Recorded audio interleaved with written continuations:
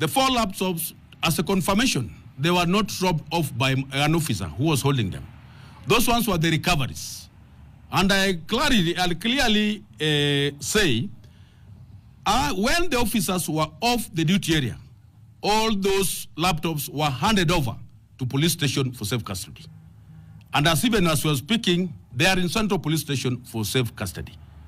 So no robbery, or rather any other crime of such a nature was committed by our officers in broad daylight. They were recoveries. Also to clarify, or rather to make it clear, the officer who was seen shooting a protester in close range, he was arrested yesterday. And as now is in cells at Capital Police, the police stations, is also being processed to face law. Because law cuts across every other person. No person should be left without having it once the crime has been committed.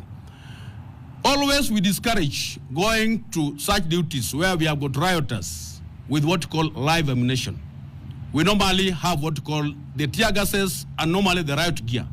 Live ammunition, we know where we use them. We are not in active operations where we are supposed to use the live bullets. In analysis, as yesterday, the reports that we have received at Central Police Station, we have got 4 reports of malicious damage which were caused out of the purported demonstration which turned violent. There are also 7 cases of robbed of funds. These ones I say that the cases which have been reported. I know there are other cases which might have not been reported. There might be more than that.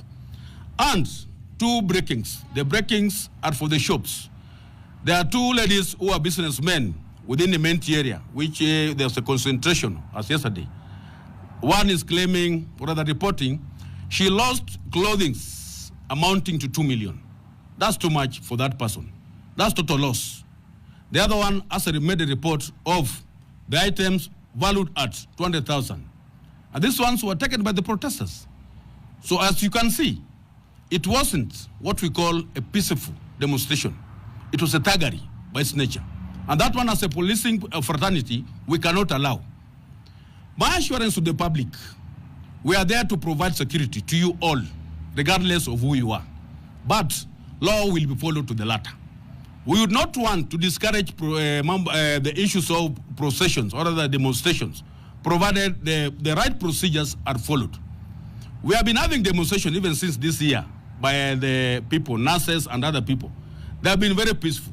We have been covering them. And none has turned to be as what we saw yesterday.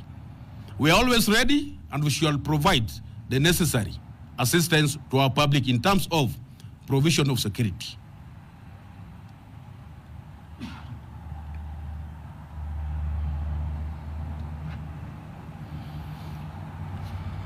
Yes, bro. You're saying that the Goons and the police, what we saw yesterday, they had no relation. But from videos that are online, that you can see online, the police and the Goons, the police were escorting the Goons, or rather the Goons were being escorted by the police. Now, when you say that they had no relations, what makes you say that the police and the Goons are not working together? And another question is, if what you saw in the videos are what you can go by, can you tell us who hired or who ordered these Goons to take over the streets? And the last question is, with the arrest that we've seen of the 2 police officers, can you tell us which units they are attached to or the stations that they are attached to? Okay. Good question. For question 1, I repeat my remarks. The Goons and the police, we had no relation. And for this one to be made very clear, the role the officers played, even during that time, there's a team we have set to ensure we see, or rather we determine, what is it that made them to be together. Because Goons were not even in our briefing. Also, just as said, it was even difficult to realize between the Goons and the protesters. Normally, we have what's called the diversionary issues in terms of how people work. We have been seeing goons working, or rather attacking us through what we call the stones. They might have even changed to be using the fimbles in terms of attack. And that's why we are already in a, what we call a troubled zones. And the troubled zones, once you overreact, the situation become more and more difficult to manage. That's why even you see, there are other people whom we could even arrest. But in terms of an appreciation, arresting them will make the situation to be more worse than how it was. And that is why I'm saying also, our team, which have been made, who have been assembled, are going to investigate who are these goons through the exploration of the photos we are seeing, and who hired them, who made them to be there. And who made them to be there, once you arrest one or two, automatically we are going to interrogate and to get who did so. The other thing you have, the question is the officers. These officers are officers from our commands. One officer is from Kayole Police Division. The other one was from the Kilimani. It was an amalgamated team assembled for purposes of the operations we are having. And that's normally how we work. And that's why even you see, yesterday they were arrested instant because they were very visible.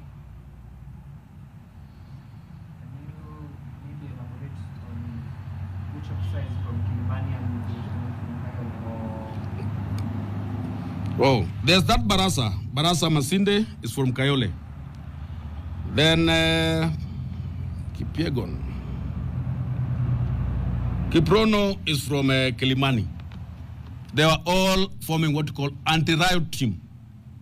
The arms they were having were purely for dispersing rioters. Yes, madam.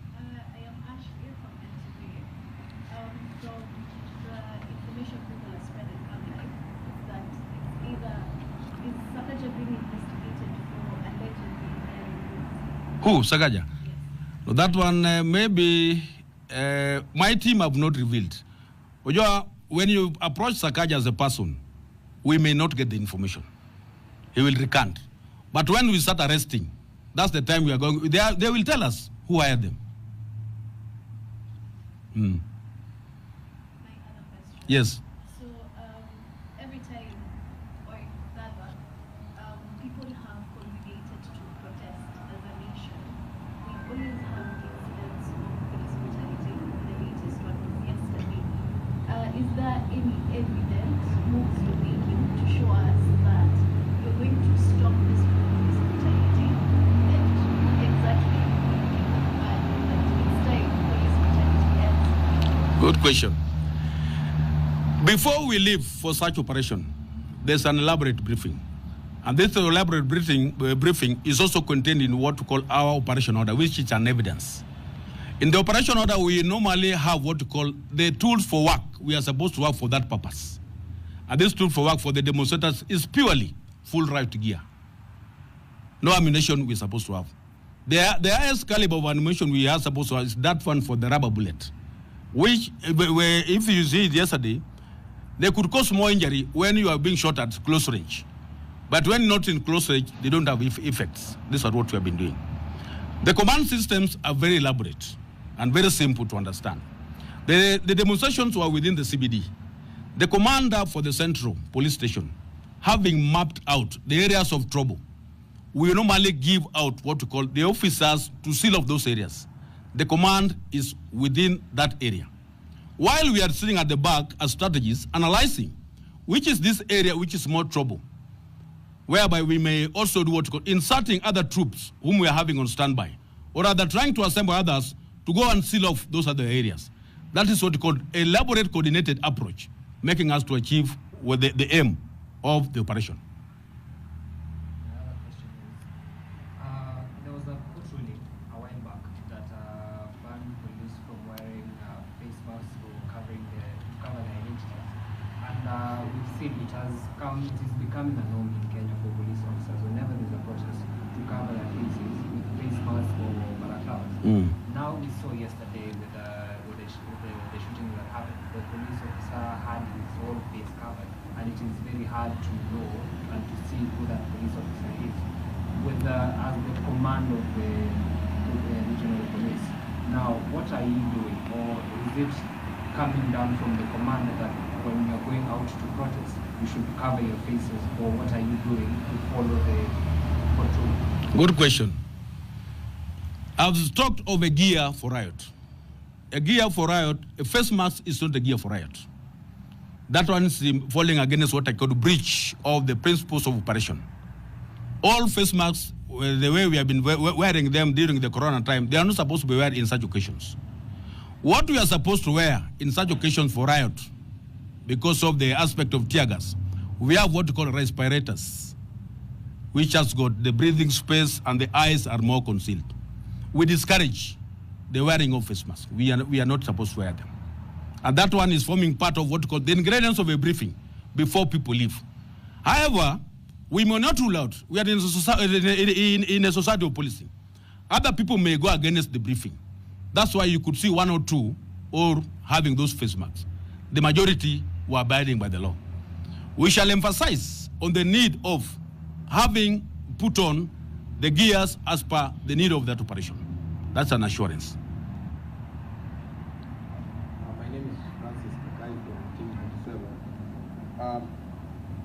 Are people allowed to demonstrate in Nairobi?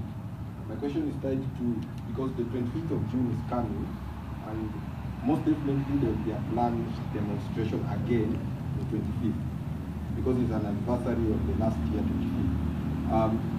What can the police tell the people who are planning to demonstrate on that particular day? Because when you get the messages for people who are planning to demonstrate, they usually say carry a phone, carry a bottle of water and a flag. But when it reaches that day, things turn haywire. So in preparedness for that particular day, because I know there was a letter that was taken to Central for people to request for them to peacefully demonstrate on that particular day. I don't know if it came here, but it was there. So how prepared are you, or what can you tell the people who are planning to demonstrate on that particular day, so that whatever happened yesterday cannot happen again? But people are prepared now to do it a better way next time. Good. For the 25th, we have got what we call enhanced plans for that. The letter which was delivered to Central, we are equally having that copy of their intents. What I would want to urge our publics, let's restrict ourselves to what we call peaceful demonstrations. Let's not have demonstrations which are going to interfere by other people who may be not part of the demonstrators.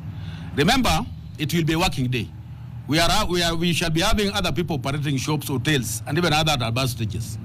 We are looking more uncivilized when we start converging, and then as we continue, it turns violent.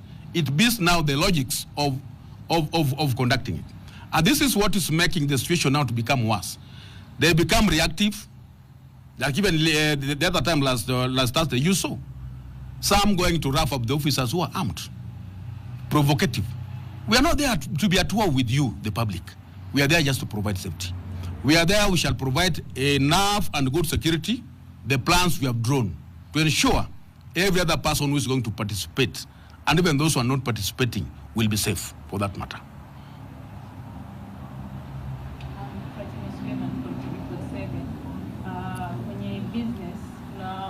Biashara wamelalamikia kwa biashara zao wamepunguza mali zao.